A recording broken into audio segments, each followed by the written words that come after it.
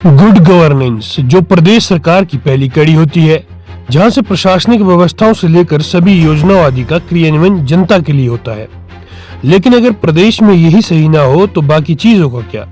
जी हाँ, गौर करें तो प्रदेश में chief secretary, director general of police, principal chief conservator of forest और Himachal Pradesh state pollution control board के मेंबर सेक्रेटरी की रेगुलर अपॉइंटमेंट नहीं है।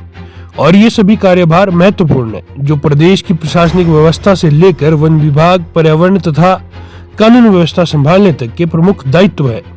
लेकिन सभी टेम्परेरी बेस पर है, अतिरिक्त कार्यभार सौंपे हैं और कई तो इस तरह से भरे गए हैं कि जिसके लिए वो अधिकारी उपयुक्त ही ना हो।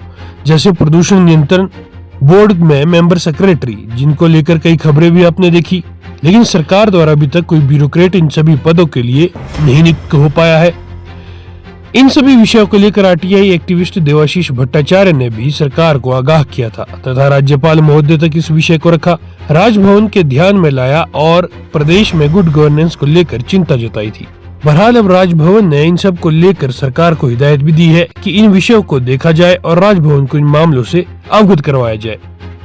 मुझे लगता है कि यह काम ही राज्य सरकार का है कि कार्यवाहक न हो करके सही लोगों को, सही अधिकारियों को और सक्षम अधिकारियों को जिन जिन पदों पर खाली है उस पर रखा है।